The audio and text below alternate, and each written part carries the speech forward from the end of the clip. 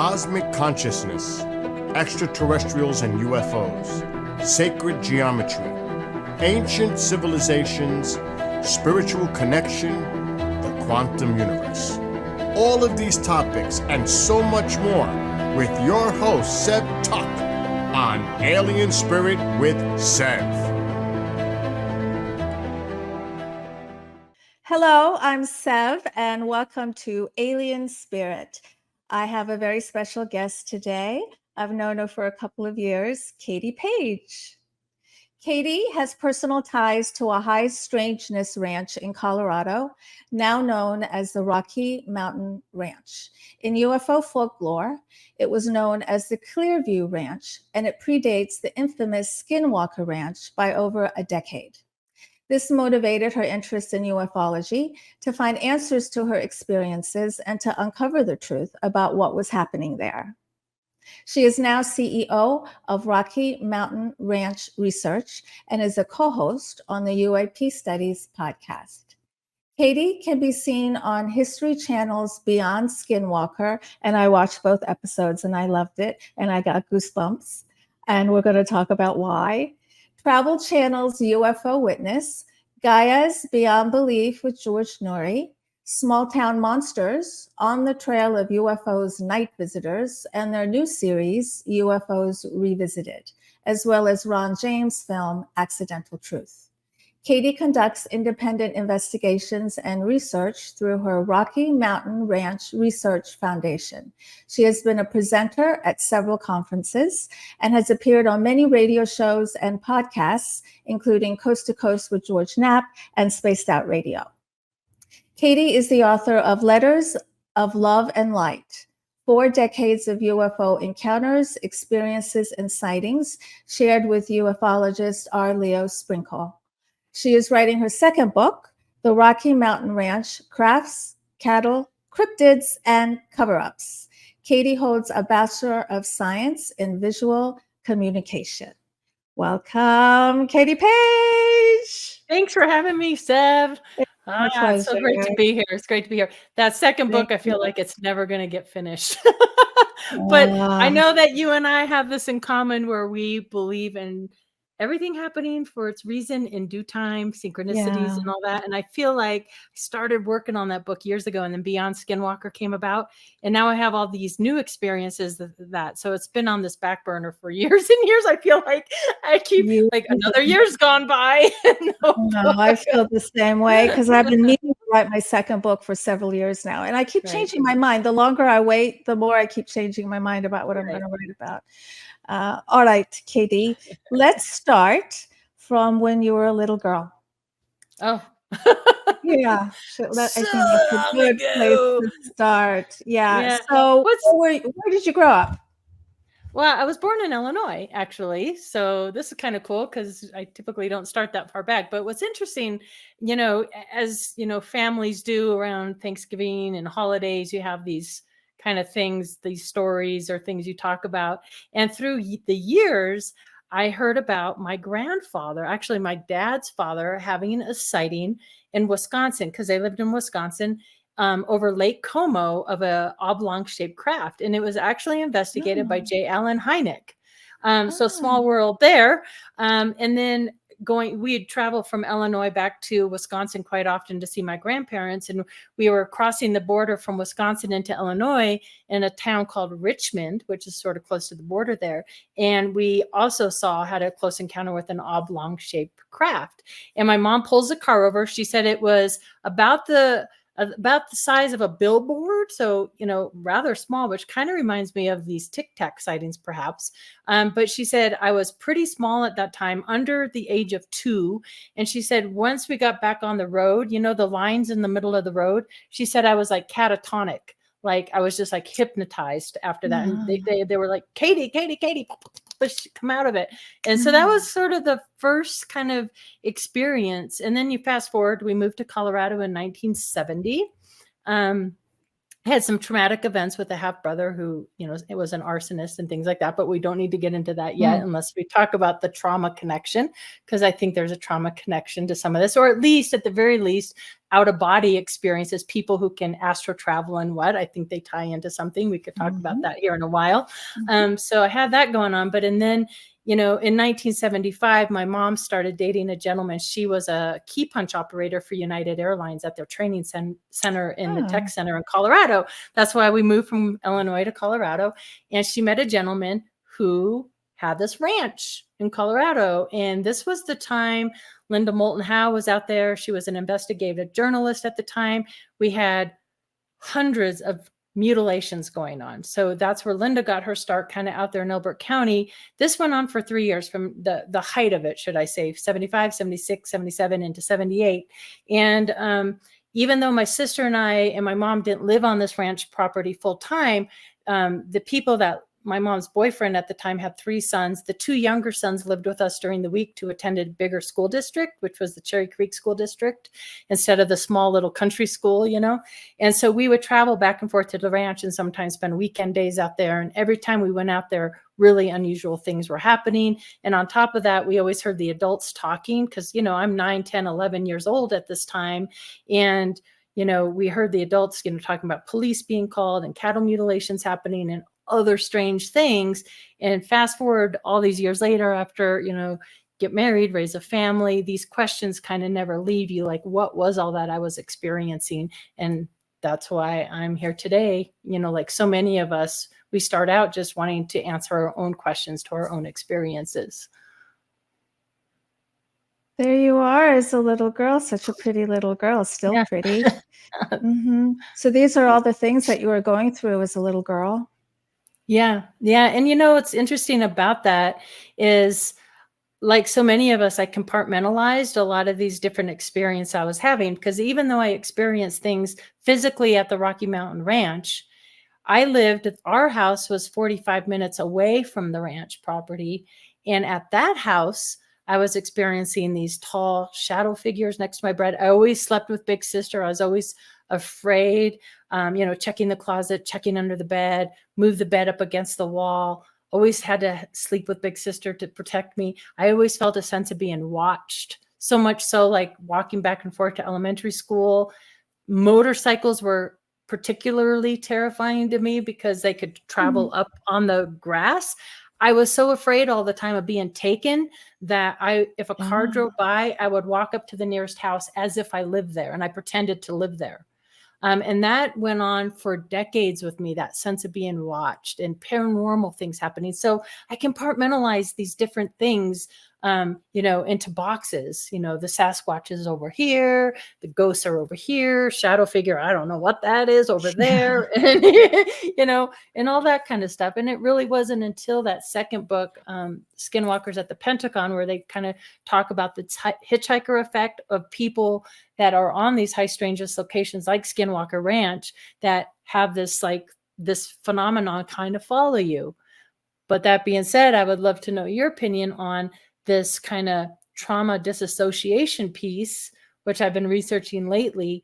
And people who can disassociate, which I did when I was a young girl, seem to tap into something. And that actually connects you no matter where you are as an energy form or as a spirit being, that is with you. And I find that to be the case. Do you find that as well with the experiencers you work with? The disassociation? Yeah. Yes. Yeah. Although looking back on my life, I don't recall any trauma. But maybe my trauma was coming here as a little girl and not knowing the language. Maybe that was traumatic for me and I didn't realize it. I do think that's one of the reasons that my psychic abilities were strengthened, because I was just trying to figure out what people were saying. And so I learned how to read their energy. So I could figure out what was being said.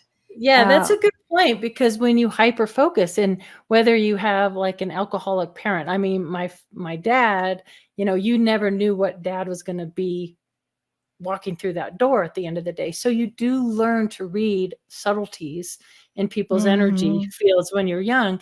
And I think moving to a new country where, you don't speak the language and you are having to read people. And then also, that when you have a near-death experience or something like that and you disassociate, I think those, at least that's in my research, I've known almost every person I talk to has some sort of form of that piece. It's really interesting. That's a very interesting piece. Like you're trying to just leave the current situation and you go into the other dimensions and then you make friends there. Yeah. Right. Okay. Let's talk about the episodes that you were on Beyond Skinwalker Ranch in season 1, episode 3, Rocky Mountain Ranch, and season 2, The Landing Site, episode 5. They wanted you to come back because the first show was so good. Okay. Oh my gosh, I'm getting tingly all over again. All right. So there were a few things in the season number 1 show, episode 3. When you talked, when they responded to your voice, oh my gosh, I got goosebumps. And also those prints in the snow. I know. What is that? So first thing first, that episode was the very first time I had stepped foot back on that property since I was a little girl. And so like behind the scenes kind of thing, they film with you for a whole week and they're getting it down to like 44 minutes an episode or whatever. So you don't know what's going to make the episode and what's not going to make the episode. And I just remember having all this anxiety, like, well, all this happened so many decades ago. Like, what if I get there? And I haven't talked to the people that now own the ranch, which purchased it from the family that I was connected to. So they've, lived there for 30 plus years. And I didn't know how they were going to respond to learning the history of their property. So that made me nervous, number 1. Number 2, I didn't know if the place was still active or not active. I didn't know what I'd remember, what I wouldn't remember. And as I pull up to the gate to go onto the property, it's getting dusk. And I just remember panicking, like, I don't want to get up there and it's already dark because I want to see. And most importantly, like visiting, I was in Laughlin and went to the Blind Frog Ranch and I was with Dwayne Ollinger and them. And I wanted to feel the energy there as compared to how I felt as a young girl, because when you experience that feeling of being watched, that eerie, I mean, it was a scary time for me. That feeling intimately, right? I lived with it for so many years. And I knew if I went back to Blind Frog, if I would feel that same kind of energy again, and I did not. It actually felt very good and positive there. Not to say that the Rocky Mountain Ranch is necessarily negative, but it was definitely different. So I wanted to feel that when I went back with Beyond Skinwalker that first time. And thankfully, it was just enough light. I knew the house was in the same place, but it was a little confusing to me because they had added an addition out to both sides and out to the front. So I thought they just leveled the old house that I remember from when I was a kid, but they actually built around it. So the original house is still there. And so when they did that radio with the crystal radio experiment, they put that radio in the old part of the house. And that's where we had the most terrifying night on that ranch with this disembodied electrical voice. So one of the very first things that happened when they purchased this property is they would hear hum sounds and like bangs underground where there's nothing underground, which begs the question, were they tunneling? What are these hum sounds? And what's fascinating to me too is why they're filming. They're out there by the cistern with the current owners of the property. And unfortunately, after they filmed season 1, Greg lost his wife, Chris, who was in that episode. So the second episode is dedicated to her. And I think it's fantastic. She's in that first episode. So we could see Chris in that. But they're out there and you hear that hum sound. And it went on for quite a while and they were able to capture that. So that was really cool because it's identical to what I remember hearing when I was younger. But anytime this hum sound would come up, unusual things would happen around the ranch property. And so one night it was, so the mother's father, who my mom was dating, and their mother, Betty, all the adults are now passed that were there at the time, Jack, Betty, and John, and my mother. They're all 4 passed now. And my mom was dating Jack, And Betty, the boys' mother, was dating John. And John, Jack, and Betty owned the property together. But we were there with the boys celebrating their mother's birthday. And all the adults were hanging out playing board games in the front room. It was really late at night. And my sister and me and the three boys are hanging out in the boys' bedroom. And that hum sound came up like, And at that time, all the power in the house goes out. The brightest light I've ever seen is through the window. And it was like brighter than the sun. And we're all freaking out. That's when it sounded like out of every orifice in the house, it was like an electronic sounding voice. And the reason I know what it says all these years later is, let me get it. John Schuessler, here it is. It's in this document right here. And that's the quote. "Attention, we have allowed you to remain. We have interfered with your lives very little. Do not cause us to take action, which you will regret. Your friends will be instructed to remain silent concerning us." And what's fascinating about that, when I still get goosebumps sometimes when I see that, and it's in this APRO report that John Schuessler gave to me, who was one of the founding fathers of MUFON. But APRO investigated the ranch, and I never knew, or my sister or my mother never knew anybody knew anything about the ranch. We thought it was this family secret that we weren't supposed to talk about and nobody knew anything about. So until I joined MUFON in 2012, came in right as a field investigator because I had learned about it on some documentary on a show. I was really into ghost hunting and the ghost hunters and all that stuff. Like, you know what, I'm going to join and see what I could find out about this. And then I picked up the book Hunt for the Skinwalker. Started reading that book by Colm Kelleher, PhD, and George Knapp. And I get to a chapter, Other Hotspots, and I start reading about a ranch in Colorado. Nobody knew the location of the ranch or the actual people's names. It was never disclosed before. But I knew when I knew the strange dynamic of the family, my mom, I'm like, that has to be it. And in that book, they mentioned Dr. Leo Sprinkle, who Dr. Leo Sprinkle was a pioneer in hypnotherapy and near-death experiences and past life regression for over 40 years. And he lived in Laramie, Wyoming, which for me was only a 2-hour drive. And he was old school, did the old mail, no technology. So I wrote him an old-fashioned letter explaining who I was, my connection to the ranch. Was this the same location? And it's one of the most cherished things I own. But he wrote a letter back saying, yes, I think I might have sent that to him. I'm not sure. But yes, this is the ranch, blah, blah, blah. Maybe I didn't send that. Confirming that was the location. And ever since then, it's just been an ongoing investigation of what was happening there. And the big question for me has always been, how much is Black access government projects? Because the property sat vacant. It's 60 acres. It sat vacant for over 10 years. In the notes, in Leo's notes, it said it was vacant for 10 to 12 years. And we do know that there were soldiers from Camp Carson on the property. We do know that NORAD and the Air Force Academy, the directive had a head to handle UFOs and Bigfoot. All these notes in Dr. Sprinkle's files about the military knowing about the ranch property, which begs the question, what were they doing out there? And then John, the main guy who purchased the property, he started in San Francisco and was part of the Air Force. And so we wonder about MK Ultra and things like that as connected to that. But as you can imagine, and I know you've experienced the same kind of things, that's one piece of the puzzle. But the other side of it is all these unusual paranormal things that cannot be explained by the military. And what is that? So I feel like both things were going on. And then what comes first, the chicken or the egg? Was the military there because of the activity, and they're trying to research it as well, or were they causing it? And I think through my research anyway, I believe that the activity way predates, even probably back to the time of the Native Americans, the military presence. So I think it's the latter, that the military showed up later, What did the adults say? Did they hear that robotic voice when they were playing board games? They did. And everybody was freaking out. And I just remember the adults were trying to figure out, I just remember them because they had these old clunky, like kind of turntable, like they were like big boxes, the old radios and stuff. And I remember them looking and unplugging stuff and trying to figure out what the heck that was.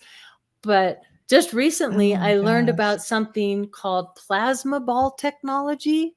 And there's some videos on YouTube. If you look at plasma ball voices, and you could play a little clip of it, it sounds very similar, like an electronic sounding voice, like what we heard that night.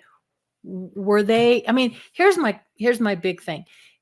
If the military was out there doing experiments with lasers or different plasma ball technologies or MK Ultra kind of stuff, why not just purchase the property? It sat vacant for all those years. Why not just purchase it? And then there's the cattle mutilation thing. I mean, we have all these blacked out helicopters happening at the time. If they wanted to do this to cattle, they certainly had the resources to just test cattle. I mean, it just doesn't make any logical sense to me that the military wouldn't just purchase the property. Or was it John Duke, who's part of the Air Force? And it is said that, and I have communications on a limited basis via Facebook with the youngest son. And he, I'm asking questions about John, the main person on the ranch. And very little is known about him, but he did say that oftentimes he would invite like homeless people, vagrants, people from the state hospitals. And we know that through MK Ultra, they use these type of people, right, to do experiments on. And then my half brother at the time is in the state hospital in Pueblo. Is there a connection there? I don't know. It's a possibility. Something I have to look at. Yeah, it's like deep. It goes deep. Yeah, it's like endless. So do you think your brother was involved in any kind of MK Ultra stuff? I don't know. It's really interesting because his problem started back in the 60s. They did not have autism, right? It wasn't a known condition. And talking to my aunts and my mother and people who knew Gary as a younger boy, he has since passed too. My brother has passed. But he exhibited a lot of characteristics of a child who is on the autism spectrum. And I have a child as well who is, PDD on the autism spectrum.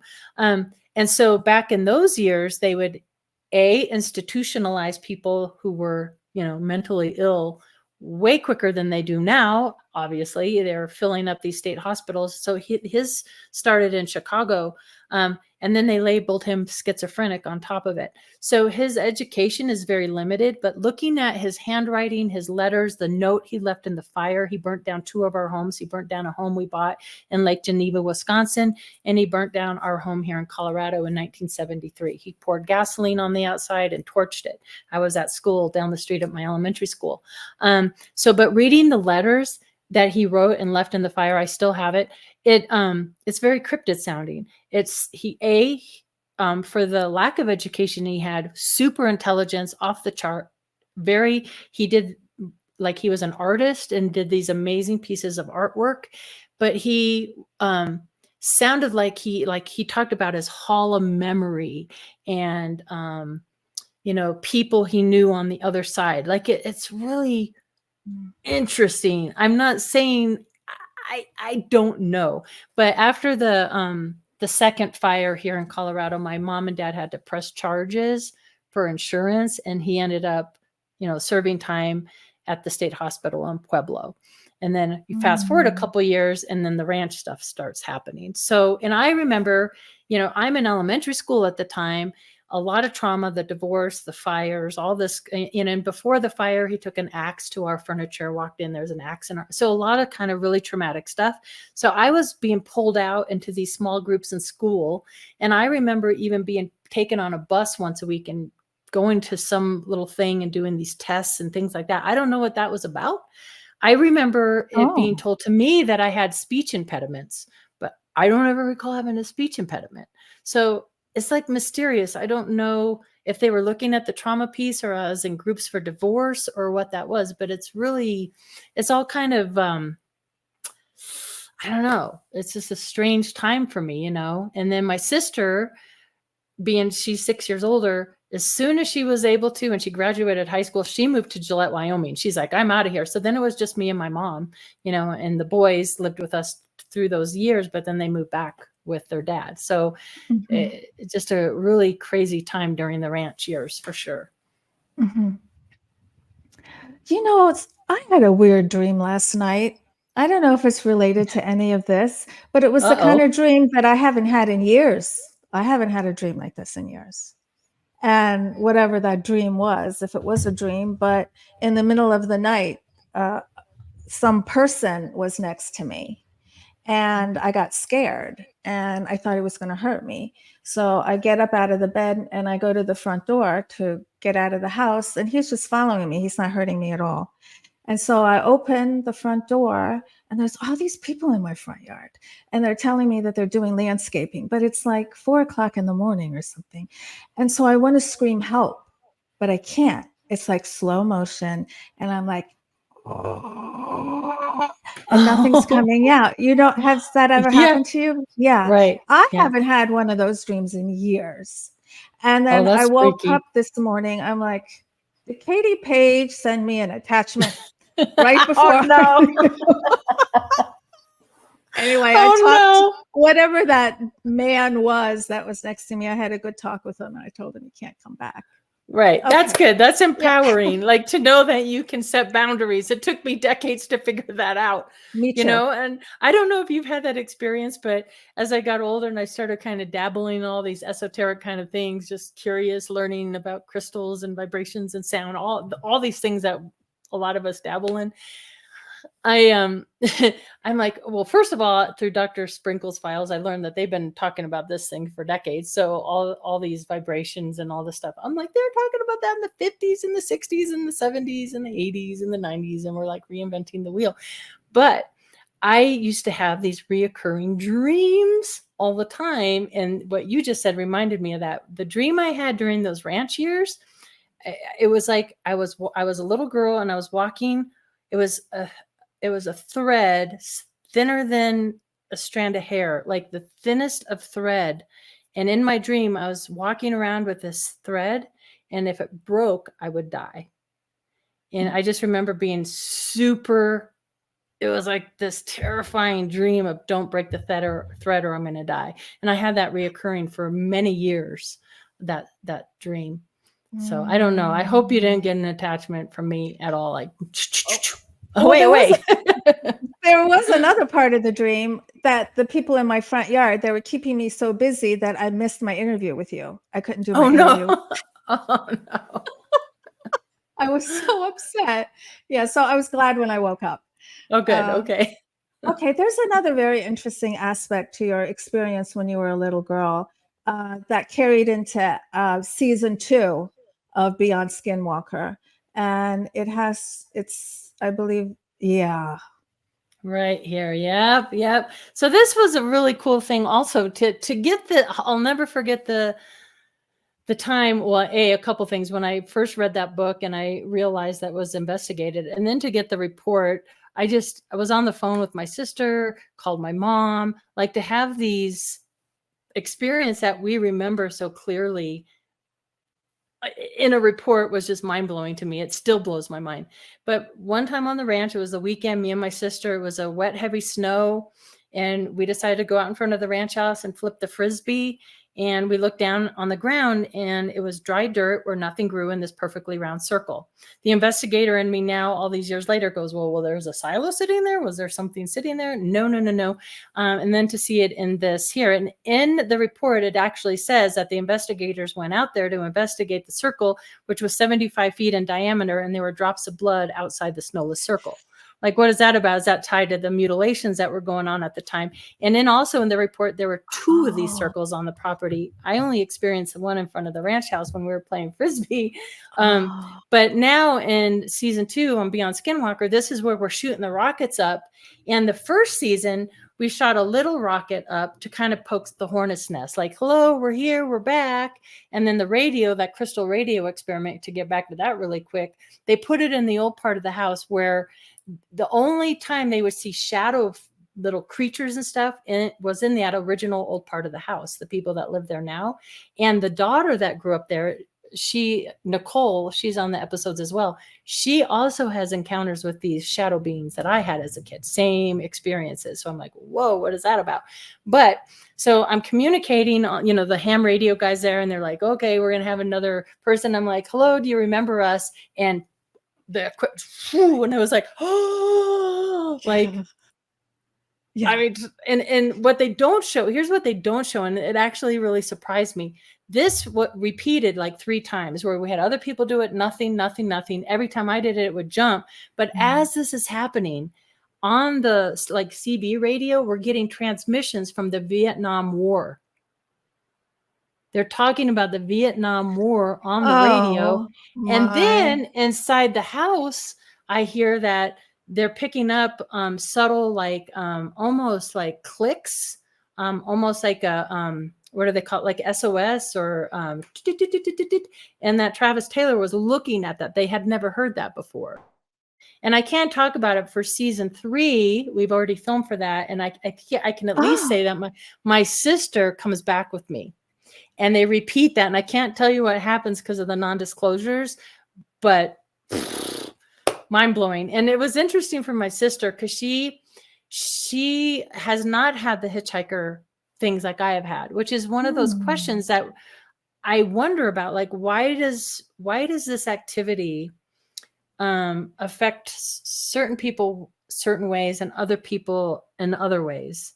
Like, I never could figure that out. And through being a MUFON investigator, that you can have a group of people and one person in the group is going to experience something altogether different than the other people in the group. And it's confusing to me why that would be. But my sister was like, I don't want whatever is going on with you to be attached to me, and I understand that.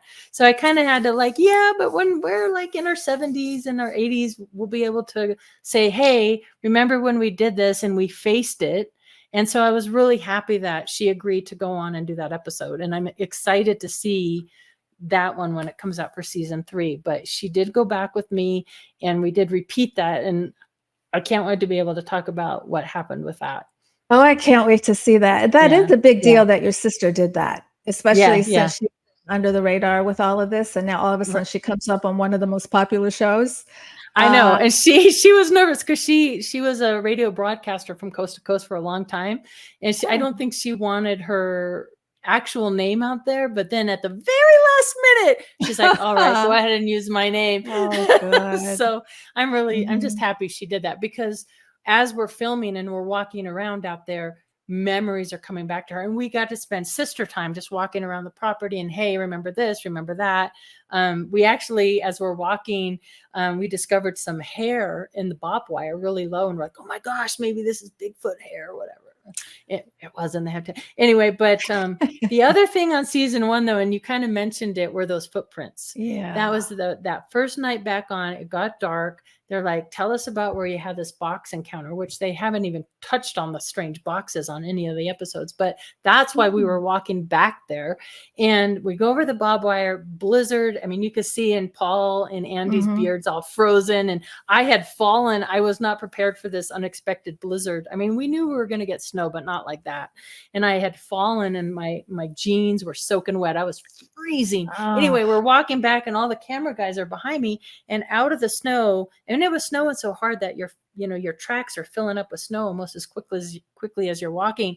Out of nowhere, there's this blanket of snow, and then these bipedal footprints, I would say 6 to 10 feet like that. And then they disappear, and then they come back, and then they disappear again.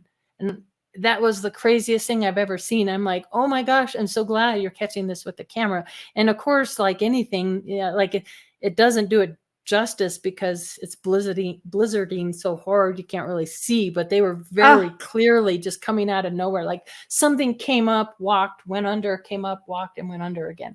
That was pretty effective. But you saw something running by, and that's why you went to look for the footprints. Well, technically we were going out there to look to see where I had this box encounter, but why we were headed, because one of the main features on that ranch property is that big silo. And that was there when I was a kid. So we were walking and they were actually doing readings. And this is another thing that didn't make the episode. They were doing readings around like the new structure of the house, the old structure of the house, where the cistern is, where the old well is. And then they went out to the silo and did readings. All the old places of the house gave off really high readings. All the new places gave off low readings. So we were just down there like taking readings, and I saw something run by. I could tell you what it wasn't. It wasn't a cat. It wasn't a dog. It wasn't a rabbit. It wasn't I don't know what it was. But I saw it. clear as day, and then Yeah. boom, it was gone. And then to have that happen. And then another thing that happened the following day when we're poking the hornet's nest with the little rocket is me and one of the rocket dudes heard like large bird flapping, like a big bird flapping its wings. And we're like, did you hear that? And it's right back there in the tree line where it's reported they had these big cryptid birds sighted there, like phoenixes, those kind of things. And he heard it. I heard it. Nothing. I don't know what that was either. So. Oh, can we go back to the messages from Vietnam on the radio? Yeah. Why didn't they include that in the show? I have no idea. I have no idea. And also, if you go to History Channel, I think it's still on there, but there's like bonus footage that you can see, like short videos. And the other thing that did not make season 1 was we had David Morehouse do the biggest remote view ever on the ranch property in season 1. And they had over 70 remote viewers from around the world. And they, I think, ended up with like, I can't remember, I want to say 7,000 data points. And we literally spent on season 1, 2 hours of going through David Morehouse's remote viewer results on the screen in the garage there. And I went away there going, oh my gosh, either all these 70 remote viewers from around the world got tipped off and they had information. How can they know all this stuff? They got the boxes, they got the Sasquatch, they got the military or police presence, they got, I mean, you name it, they were talking about all the things that happened out there, like that this is like a super highway of interconnectivity and all these things. And it was, the amount of information blew my mind. But thankfully in season 2, they kind of brought him back and, you know, kind of touched on it a little bit where they had the clusters and stuff. And I hope that if the seasons, if we get lucky enough that they continue, that they bring more of that remote viewing in, because I think it's fascinating what was revealed through that. Yes, I remember the one drawing of a portal in a portal and hitting a wall. Right, You know right what I where the mean? rocket went up, and then Yeah. because the other rockets were like going way like miles off course and all these really strange behaviors of these rockets. But the big rockets that they launched from the cistern literally went up, and it's like it kind of did this, and then it's like it hit a wall and came right down at the landing site where that big circle on the ground was when we were a kid. And also for season 3, something else bad happened to me at the landing site, and I can't say because of non-disclosures, but it was like it makes me like go, okay. The other thing on season 1 that didn't make it, and I'm not sure I sent you this picture either, but that night I was not prepared for the snowstorm. So I had a vest on, a hoodie, a sweater, a shirt, like I had many layers. Well, the next day I had my daughter come down to Castle Rock. We had a day off of filming. I'm like, let's go to the Columbia store and buy like long johns and, you know, warmer things. So we spent the day shopping at the outlet stores in Castle Rock. Then we go to Red Robin for lunch, and we're just sitting there having lunch, and my back started bothering me. We go back up to my hotel room, and I look, and it looks like there's 3 fingers, and it's this big handprint on my shoulder, and it's all blistered. I'll send you the picture so you can see it. But it was hot to the touch. We videotaped it, and I showed the crew the next day. I'm like, look, you know, here, and they videoed everything, so they have it all documented, but they don't know if it's a radiation burn or I was attacked by something. I didn't lean up against anything. I don't know how that got there because it was through many layers of clothing. Yeah, you didn't even feel it, right? You didn't Yeah, even feel no, I didn't. Not Oh until the next. I was like, "What is this?" But it looks like this on my shoulder. Like maybe something was just trying to help me. I maybe shouldn't assume that it's negative or bad. Maybe they were like, "Oh, she's falling." Ah, I don't know. Let's hope. Well, that robotic sound that gave you that message, pretty much like "Don't tell anybody," or it was. It sounded like it might hurt you. Is the message kind of sounded like that, didn't it? Let me put this message up again. Yeah. Do you think those are humans telling you that message, or do you think those are ETs? Well, here's the interesting thing, and in the briefing documents, they talk about the adults, and there were several. And here's the other thing I'd like to say for your listeners. All this activity did not just happen on this one ranch property. This affected the whole area of Elbert County. I think my Excel spreadsheet's up to 250 some people. And it's still going on to this day. So it's from Franktown to Elizabeth to Kiowa to Simla to Rama. And through the years, I've done a lot of interviews with these other people who have experienced things, right? And many, many articles about mutilations back in the time. The Colorado Bureau of Investigations was involved. Like I said, NORAD directive had directives to handle these kind of things. We had no-fly zones put over the counties. We had the sheriff, George Yarnell. If you watch the movie A Strange Harvest, Linda Moulton Howe's movie from, I think, 80, 81, she talks about a lot of these from the late 70s. And George Yarnell is in that movie. And also Bill Waugh, who was the undersheriff, he encountered the box and the strange lights. So a lot of adults experience these things, but there were two types of ETs that were said to be seen on this ranch, along with 9 landed discs out where that landing circle is, 9 discs landed right out in front of the ranch house. One of them were what I was on a show with Paul Giamatti, which is a whole funny story because I didn't know who Paul Giamatti was. I felt horrible. He walks in to the studio with this cool mind control shirt on. I'm like, cool shirt. I'm like, you look kind of familiar. And he goes, yeah, I've been in a few movies. I'm like, oh, okay. And I started talking to this other person, didn't even know. I have this 2 hour, actually over 2 hour and 20-minute interview with Paul Giamatti and whoever the other guy is. And anyway, so I get home up here and I do a Google search on Paul Giamatti and I see the list of movies. I'm like, oh, I didn't know who that was. And I'm glad I didn't know because I think I would have been nervous had I known, but I didn't know. So thank you for my ignorance. But anyway, so he labeled these guys the Tubi guys. So there were two types, the Tubi guys and then the Nordics. So the Tubi guys had a sketch in Dr. Leo's files. And so this guy, the long with the skinny arms, now the doodle of a face in the window, this was one of the coolest things that ever happened to me. At the time, I was the guest speaker coordinator for Colorado MUFON. And that little picture in the bottom, I guess it's my left-hand corner with like tubes in his neck, those two go together. So this gentleman by the name of Sean Bartok wrote a book called Flashbacks about all these things that he had happened to him on his property.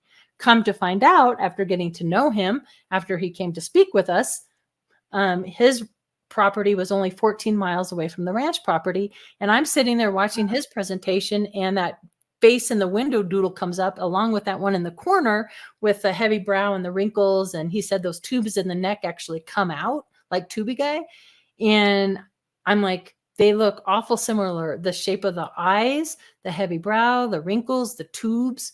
And we didn't know each other. So how does that happen? And what is that? Because this is an unusual type of ET that you don't see very often. It's not like, your average typical grays or whatever. So one day I'm at the grocery store and there was a Popular Mechanics issue as I'm waiting to check out with my groceries. And it was all about AI. And it kind of hit me, oh my gosh, they have these Tubi things, right? Or maybe these guys are some sort of AI hybrid kind of creature. I don't know. But the other kind that were there were these Nordic, the blonde, blue-eyed types. And in the documents, in the reports, it said they were in conflict with one another. And these boxes that were seen out there by several adults, and I saw it in the daytime. My sister remembered having experience with these unusual boxes that made this like bee sound. They state in the document that those boxes are lethal. And they showed how lethal they were by having a Sasquatch walk up to it and it dropped it to its knees in the report. I didn't witness that. I didn't witness any of these ET beings, but that's what's in the report. And that they had communications with these ETs and they were just in conflict with one another. And like, we were just like, don't mind us. We won't mind you. But I can tell you something about that warning. My mom and Jack took that warning very seriously and said, don't you talk about what's going on out there to anybody. So my sister and I created our own little secret language that we would talk to each other about, kind of like Pig Latin, where the E we would, I would go and we would talk that way in secret. And we didn't talk about it for years and years and years and years. So This, I'm going to put this back up. This doodle face in the window. Are you saying you saw that in the?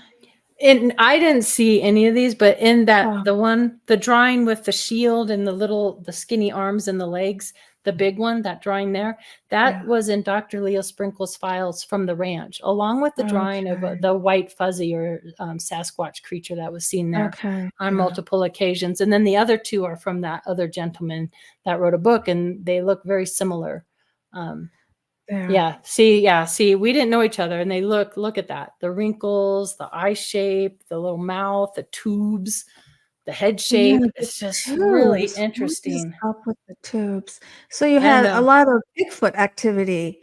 Yeah, First of and all, it's not really called Rocky Mountain Ranch, is it? And we don't know where it is, correct? no, we do know where it is. Yeah. It was known in folklore in the APRA reports as Clearview Ranch because they didn't want the town known.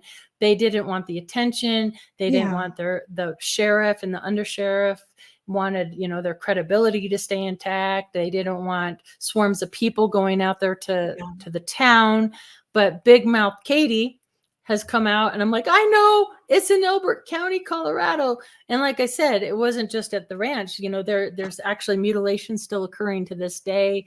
I just interviewed, and we can get into it a little bit later, but interviewed an elk hunter who had an experience with something very unusual just recently.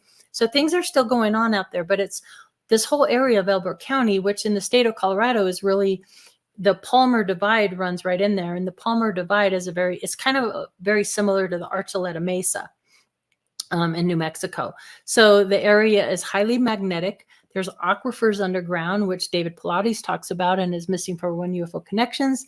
Okay, so I think there's something to the geologic makeup of these areas, the magnetism of these areas, and then you throw water in the mix, and it's like this magical recipe, I feel, with a lot of these locations around the world, Yeah. Katie, you investigate cattle mutilations too? I avoided it for a long time because it's such a controversial topic, not like the rest of it isn't. That's funny. Yeah. But I kind of thought, you know what? We have the experts that do that. Chuck Zukowski, Christopher O'Brien, Linda Moulton Howe. They're the experts. Let them do it. But I haven't been able to avoid it because it's still going on to this day. Not to the extent it was back then. Back then we had, people were arming themselves. They were afraid they were going to go to humans next. Of course, Snippy the horse in 1967 out there at the San Luis Valley. I just recently interviewed a gentleman who was one of the first 4 people to see Snippy the horse on the ground. And that's going to be an exciting interview to get out there. Along with Kerry King and the King family. He was there for that. But they were mutilating horse, sheep, dog, even. I found articles about mutilated dogs, smaller animals. And through the research I've done just recently, I think there's an elk connection as well. Elk. Mm-hmm. Yeah. ETs and elk. There's a famous case called the Carl Higdon case in 1974. And Carl Higdon was in Rawlins, Wyoming. He was in Medicine Bow National Forest, which actually, if you watch David Pilates' Missing 411, he talks about a couple cases out there in Medicine Bow. And he was out there hunting elk and encountered Osso One, who basically shot at the elk, and the bullet hits like this invisible wall. And there was a box in this encounter as well. And this is the year before the ranch stuff. Bullet falls to the ground. He's floated these food pills by this extraterrestrial. Is like, are you hungry? Well, if you're hungry, here, we'll fix that. Take one of these pills, which he did. It's this long story. It's a really cool case. If you haven't heard it, you should look it up. But he has physical things. He was taken to the hospital. They tested his blood. He has the hospital records. Dr. Leo Sprinkle's archives has all the original photos and information about this case, but his pickup truck was seen in a different area or was taken to a different area in this like mud bog. They had to get it out. His wife, they went searching for him. And when they found him, he was all, disoriented and, oh my gosh, they took my elk. But he claims they actually took him to their planet. and everything. It's a really Oh, interesting case. But this happened just the year before, and there's some commonalities between what was going on at the ranch and the Carl Higdon case in Wyoming. So go figure. I don't know. I don't know what's up with these boxes. That's kind of what I'm interested in lately. I'm trying to gather up. If anybody out there has any yeah. box information, let me know. Because I've talked with an experiencer who's seen a box. oh, really? So we're talking about a box on the ground, not necessarily floating. A box Okay. on the ground. No, Yeah, I'm this one asking was you. seen on the. Well, Yeah. I saw it floating, but they were also seen on they the ground. float too. Okay. So both. Yes. Yes, I have talked with, I think, 2 experiencers that have seen something like Really? that. I don't remember where they were. Do I you have to know go if they through my made records. any? Did the boxes make any noise? I don't remember, Katie. I have to go through my records and see if I That'd can be find that tape. interesting. Yeah. Okay, I'll see. All right. This went by so fast. I know. We didn't even talk about everything that we wanted to talk about. But you have started a new research organization. If you could just talk about that just for a little bit, please. Yeah. Rocky Mountain Ranch, Rocky Mountain Research with Katie Paige, and here's how that came about. I was doing some podcasting and thought about doing a new show, and I'm very happy to be a co-host on UAP Studies podcast with Jason Gilmount and Dr. Michael. But here's Rocky Mountain Ranch. Did my coffee mug, so fun. But I thought I would do something new. I'm sorry to cut you off, but you're a graphic artist, correct? I am. Yeah. So you did all that graphic work. I had I fun bet that was doing fun. the logo. Yeah. And doing the products is kind of fun too. But I just designed a hoodie and I did a To Be Guy t-shirt, which you can find at RockyMountainRanchResearch.org. And all of that stuff, all the proceeds to that helps me get equipment. Because one of the things my concept was basically to kind of take everybody with me as I investigate. So when I go, like I'm putting together the interview with Joe Spencer, one of the guys from Snippy the Horse, like I go on location and I'm doing, I'm trying to redo what they're doing on Skinwalker Ranch, kind of testing it for myself, or visiting Mount Wilson Ranch, for example, and seeing the caves and conducting interviews with things. I just thought, well, I want to take everybody along with me as I do this and share the information that I'm finding out. How can I do that? Oh, I know, I can do YouTube videos. So I'm kind of slow going because I'm kind of learning. Like my first episode, I had to pull off because we didn't have the right equipment and the wind's blowing, and I'm trying to learn how to lower it. It still sounds awful, like we're in a cave. So we're learning and we're trying to acquire the right equipment so things sound good and look good and all that stuff. But it's basically so I could just take everybody along with me as I investigate to try and find the answers. Because I really truly feel that's how we are going to find the answers, by working together and communicating together. Yeah. Well, tell us the name of your YouTube channel and also where we can find you. If anyone's seen a box, contact me or Katie, please. Yes, please. 2 ways you can find me: katiepage.net or katiepage.org, and also RockyMountainRanchResearch.org. You can find me there, and there's links to contact me at both of those locations. Okay. Well, this was wonderful. I'd love to have you back so we can talk about other things and season 3. I'm very excited about that. Do you know when it's coming out, or you don't know? I think it's November or December is the rumor, but I don't know until the rest of y'all know. And what's really funny is I don't know what makes the episode until I watch it along with all of you guys. And I'm just like, oh my gosh. So it's really interesting for me, like things that I think will make the episodes that I'm like, oh, I can't believe don't be. And the reason they don't is because they all have to kind of tie into Skinwalker Ranch, right? They're kind of following this rhythm, I guess, where everything sort of ties together. So if things kind of fall outside of that, it doesn't necessarily make it in there. But I hope eventually they get it in, because I think it's important information. And I'm really thankful to that show that they brought the attention to these other locations. It's not just the Skinwalker Ranch. It's multiple locations across the country and even the world that have these similar types of activity. And I think that's important that people realize that. That there's many places Yeah. like this, but the researchers on Beyond Skinwalker are really enamored with your Rocky Mountain Ranch. The looks on their faces, yeah, they look shocked with Yeah. some of the data that they're collecting. All Yeah. right, Katie, thank you so much. Thank you, Sev. Everybody, thank you for spending your time with us. We're very grateful. Bye.